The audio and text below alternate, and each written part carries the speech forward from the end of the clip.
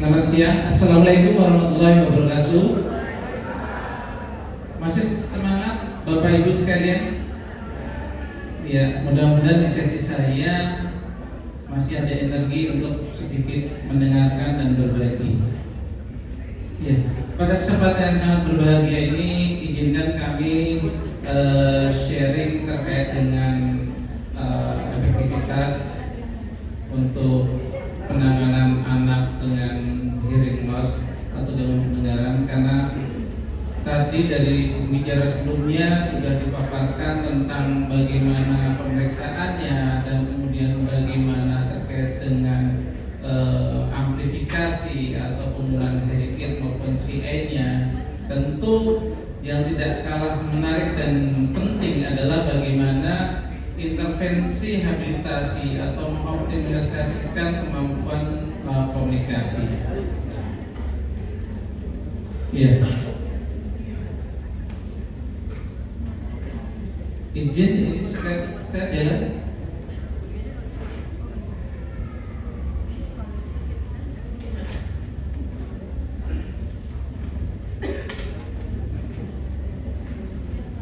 Oke.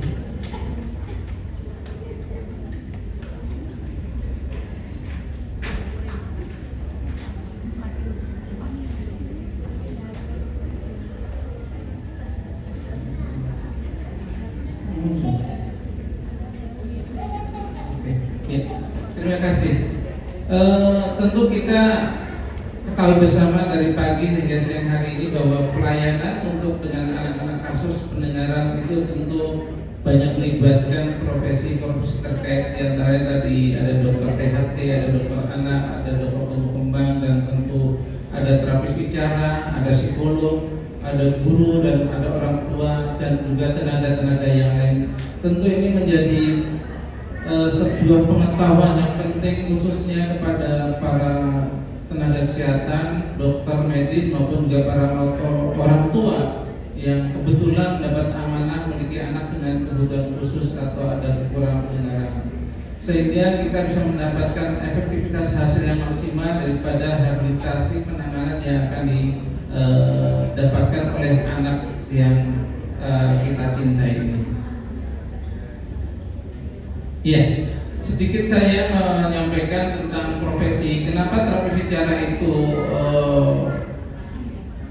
perlu kita clearkan? Karena di luar sana ternyata juga masih banyak yang belum tahu. Dan yang kedua juga ada beberapa kasus yang memang seperti seolah-olah tenaga terapi bicara menjalankan keprofesiannya, dan ini sangat-sangat kurang sesuai dengan regulasi standar pelayanan sesuai dengan kompetensi yang ada di Indonesia. Dan berdasarkan undang-undang bahwa terapi adalah setiap orang yang telah lulus pendidikan. Jadi Bapak Ibu para dokter, bahwa terapi bicara itu bukan kursus, tetapi kita memang kuliah. Dan di Jakarta atau di Indonesia ada dua, ada D3 dan D4, yaitu sadar terapan. Dan kemudian kok di luar mungkin lebih familiar speech English pathology ya. Dan kebanyakan kita sejauh ini ada sekitar 6 yang lulusan dari Amerika, New Zealand, Filipina yang masuk WNI tapi speech English pathology atau magister. Iya, pelayanan terapi bicara ini mungkin pada kesempatan sangat berbahagia ini Bapak Ibu mohon mungkin bisa disimak baik-baik bahwa terapi bicara itu menangani gangguan bahasa, gangguan produksi bicara, literasi, gangguan suara, gangguan resonansi, gangguan kognitif, gangguan irama kelancaran, atau mungkin lebih familiar adalah gangguan, kemudian gangguan makan melan, dan kemudian gangguan rehabilitasi auditory dan komunikasi multimodal. Komunikasi multimodal ini adalah sebuah opsi terakhir bila seorang individu, anak atau dewasa yang tidak mampu verbal secara komunikasi. Nanti bisa ada teknologi rendah atau teknologi tinggi yang digunakan. Itu tergantung kondisi nanti kliennya. Jadi kita optimalisasi dengan segala kemampuan yang dimiliki oleh pasien. Dan saat ini Bapak Ibu yang saya hormati, para rekan sejawat juga terapi bicara, kurang lebih ada 3.000 tenaga terapi bicara Indonesia dan paling mayoritas ada di Pulau Jawa. Wajar saja kalau saudara Bapak kesulitan mencari tenaga karena memang kebanyakan ada di Pulau Jawa dan pendidikannya pun kebanyakan ada di Pulau Jawa, ada di Jakarta, Bandung, Solo, dan satu di Padang. Jadi hanya ada 4 pendidikan terapi cara di Indonesia. Dan memang keluhan kita adalah penyebarannya memang belum merata ke seluruh provinsi.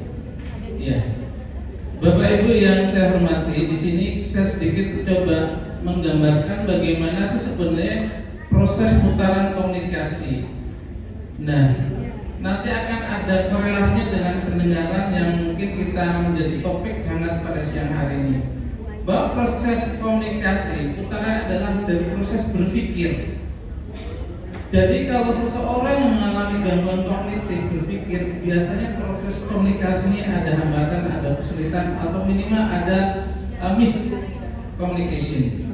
Nah, dari proses berpikir itu akan diinputkan pesan kepada area yang akan kita gunakan, yaitu ada transmisi dengan pergerakan organ artikulator atau mulut, dan kemudian ada gerakan tangan, kemudian ada ekspresi wajah, dan kemudian ada gestur atau gerakan tubuh, dan yang tidak kalah penting adalah fungsi auditorinya. Karena dalam berkomunikasi, orang itu di samping orang lain mendengar percakapan kita, diri kita sendiri pun mendengar suara kita. Sehingga kalau ada kesalahan bunyi ucapan, nanti akan ada auditory feedback ke korteks kita yang mengontrol. Umpamanya kita bilang pisang, bilangnya pisang. Kok pisang? Nah, korteks auditory akan mensinyalkan ke atas loh, bukan pisang tapi pisang. Makanya fungsi feedback auditor sangat penting di sini. Tentu sangat korelatif dengan acara hari ini, artinya pendengar sebuah yang sangat penting. Kita harus optimalisasikan dengan kondisi yang ada. Nah, kemudian dari proses itu nanti lawan bicara akan menangkap, melewati dengan pendengaran lawan bicara kita, dan juga visualnya dan juga taktilnya. Kemudian mereka akan olah sampai ke dalam, dan nanti terjadilah siklus putaran percakapan antara satu atau 2 orang lebih yang saling menghubungkan sistem tadi. Ini yang menjadi penting untuk kita pahami bahwa bicara atau komunikasi melibatkan banyak proses dalam tubuh kita yang sangat kompleks. Ya, ini saya coba mengambil sebuah gambar terkait dengan bagaimana sih proses mengulang kata yang didengar.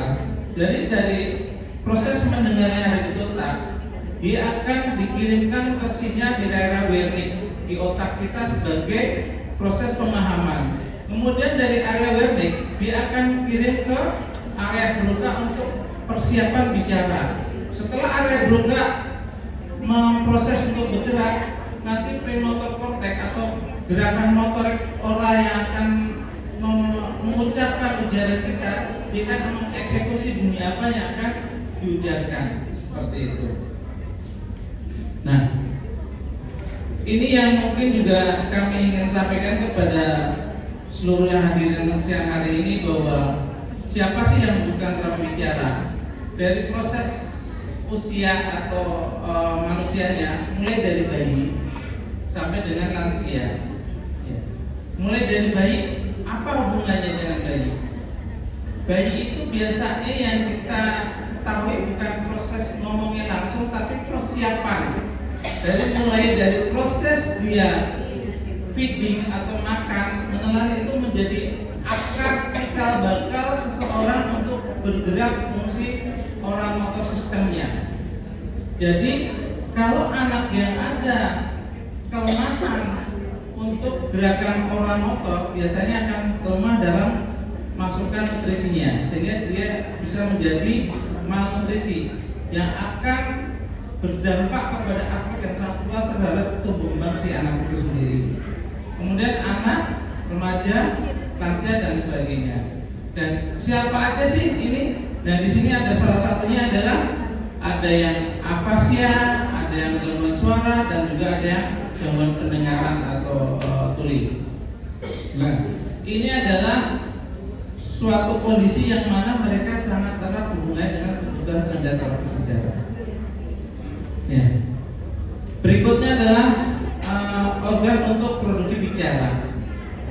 Jadi kalau kita ingin berbicara, itu tentu harus memahami processing dari bagaimana sebuah produksi bicara itu terucap. Ya, di sini kita bisa lihat bahwa ada sebuah proses pergerakan paru-paru, di mana dia harus mengumpulkan udara sedemikian rupa untuk tarikan dari inhalasi untuk dibantukan untuk munculkan suara di daerah trakea untuk memunculkan bunyi.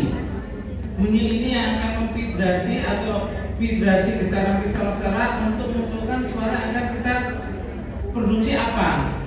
Kita bilang makan. Berarti energi dari paru-paru mengiringi udara untuk dinaikkan kepada glotisnya, dan nanti dari glotis dia menutup dulu. Setelah menutup, dia akan ditekan sekian lama udara dari paru, dia akan bergetar dengan proses atau keinginan si pembicara itu mengucapkan kata-kata. Jadi proses fonasi ini penting. Kalau memang pita suara ada masalah, ini akan menjadi suaranya tidak muncul. Nah, seringkali juga kami temukan di lapangan itu anak tidak bisa bicara itu seolah-olah pita suaranya lumpuh. Ini ada persoalan ini terutama biasanya dari para orang suprana pinter itu loh, orang paranormal. Nah, itu suka agak aneh-aneh tuh, ini pita suaranya lemah nih. Padahal dari sisi fungsi dia tidak masalah. Sebenarnya Bapak Ibu, yang paling sederhana melihat fungsi pita suara berfungsi tidak, pita suara itu ada beberapa fungsi. Salah satu untuk respirasi, pernapasan, yang kedua untuk fonasi atau berbunyi. Jadi kalau anak nyaring nangisnya, itu sudah terindikasi bahwa pita suara berfungsi. Kalau nangisnya nggak ada suara, itu indikasi pita suara nggak berfungsi baik. Ada nggak orang nangis nggak ada suara? Paling itu sembut-sembut, bukan nangis. Tapi yang namanya nangis, seperti suaranya keluar dari mulutnya dan itu perwakilan dari bagaimana proses adduksi ya, menentukan pita suara berjalan dengan baik. Nah, kalau artikulator, jadi kita dalam bicara ini punya kaidah ilmu gerak bunyi. Nama sebutnya kita point of articulation, di mana bunyi itu diproduksi, disitulah dia menjadi kaidah bunyi itu diletakkan. Umpamanya kita mau bilang papa, ya, bila biar plosif, bunyinya itu diledakkan bibir ketemu bibir, papa. Nah, tapi kalau Bapak Ibu menggerakkan papa, ya, jadi kita agak gerakan yang salah, terdengar seperti bunyi papa, tapi sebenarnya itu tidak memenuhi kaidah bunyi artikulasi. Papa, ya. Lain kan? Nah, jadi ada kesalahan-kesalahan cara jelas seperti itu. Kemudian selanjutnya ini rekapitulasi penggunaan dan ciri pengembangan saya ambil dari THT kita. Ini sudah sejak lama ada, tapi kadang ada yang baca, ada yang nggak, karena kita pelampang di dinding. Sebetulnya dari sini si bot ini sudah membuat semacam riset ya, penelitian, dan bisa kita sebagai gambaran umum Bapak Ibu bahwa kalau anak dengan gangguan pendengaran, katakanlah di sini 61 sampai 90 itu dikatakan berat. Kalau tidak digunakan amplifikasi atau tidak menggunakan hearing aid, dia daya tangkap suara itu tidak ada. Di sini dikatakan begitu. Kemudian daya diskriminasi suara dia tidak berarti, tapi untuk media belajarnya oke. Dia media belajarnya penglihatan. Kemudian kalau dia dibantu dengan alat bantu dengar, dia tangkap suara normal, tapi untuk diskriminasinya dia tidak terlalu bagus. Ya di sini dikatakan seperti itu. Dan media pendengarannya itu belajarnya kombinasi antara melihat dan mendengar. Dia tidak bisa murni untuk dibantu dengan auditori murni. Gitu. Ya.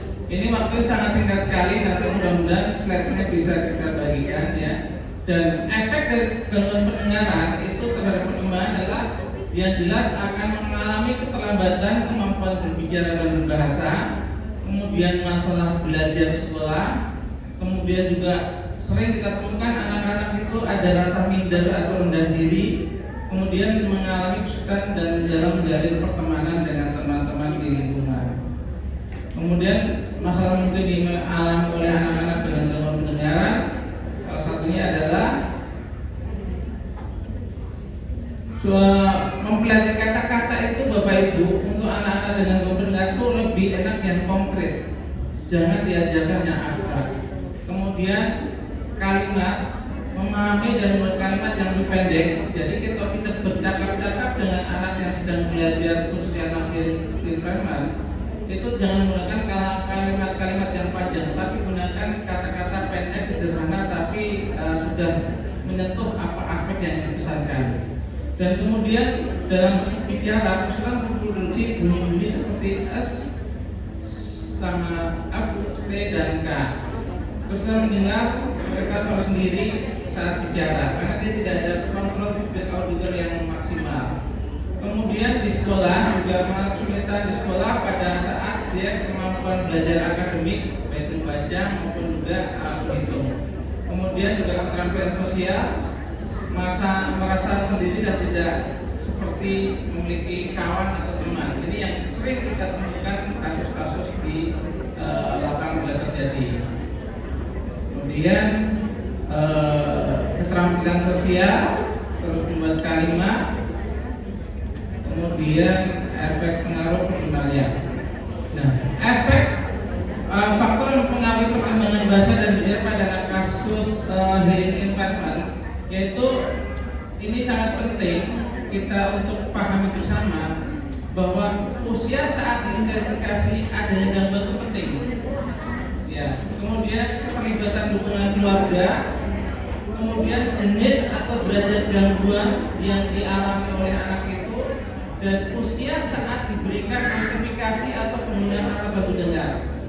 Kemudian konsistensi saat menggunakan alat bantu dengar, karena sering kita temukan anak pakai nggak pakai. Kemudian juga tipe penanganan intervensi dini, terapi langsung maupun sekolah. Kemudian juga yang tidak kalah penting adalah keterampilan motorik dan kognitif, kemudian kondisi medis lainnya. Ya, ini saya percepat sedikit. Nah, ini hierarki bunyi bicara. Ini sangat penting untuk kita perhatikan Bapak Ibu untuk efektivitas intervensi pada anak itu adalah ada beberapa hierarki yang harus Bapak lakukan. Pertama, perhatikan bahwa anak itu punya atensi dan mendengarkan atau tidak. Kemudian yang kedua, diciptakan area bermain dan berinteraksi sosial. Dan di dalam interaksi bermain dan interaksi sosial dan bermain itu akan ada processing yang namanya berbicara atau ngomong, dan dia harus belajar memahami. Nah, begitu dia belajar memahami, dia pelan-pelan akan belajar menggunakan atau ekspresif. Nah, setelah ekspresif itu berjalan dengan baik, dia nanti akan memproduksi bunyi dengan benar. Ya, ini langkah Lexicon yang mungkin Bapak Ibu bisa nanti lakukan untuk stimulasi detection setiap hari. Kemudian ini saya juga ambilkan gambar-gambar. Ini A itu voka di nada rendah, kemudian F nada sedang, M itu nada rendah di 250 Hz, kemudian itu O di nada sekitar 250 750, kemudian I, ini gambarnya mungkin agak menarik ya, jadi kayak anak-anak seperti I kalau lihat kotor ya, I, bisa kita mainkan dengan gambar-gambar seperti ini. Nah, ini ular, seperti itu, atau diam. Ini memang saya modifikasi, walaupun saya belum uji validitas, tapi saya pikir sudah sedikit mewakili bunyi-bunyi yang kita maksud. Nah, ini strategi untuk keluarga penting buat para orang tua, memberikan perintah pada anak itu 50% tiap hari. Kemudian minta anak untuk bertanya, meminta anak untuk mendengarkan dan melihat, memberikan penekanan pada suara atau fonem 10% sentuh dan pegang anak 5%. Jadi kalau anak melakukan aktivitas atau perintah kita inginkan suruh, kita beri applause, kita beri pujian sehingga dia juga merasa pede dan senang untuk mengikuti kegiatan sesi belajar dengan keluarga. Sudah habis ya dok? Iya. Oke, ini sedikit ini dari saya. Sebaik manusia adalah yang banyak bermanfaat bagi manusia lainnya. Semoga apa yang bisa saya sampaikan memberikan manfaat bagi Bapak Ibu sekalian. Assalamualaikum warahmatullahi wabarakatuh. Terima kasih Bapak sekalian atas presentasi yang sangat bermanfaat. Baik para hadirin semuanya, sebelum kita masuki sesi diskusi, ada satu pembicara lagi, yaitu Ibu Monika Irayati. Beliau seorang pendidik yang berdedikasi tinggi dan berkomitmen pada pendidikan, termasuk pendidikan yang berpihak pada anak. Beliau merupakan perwakilan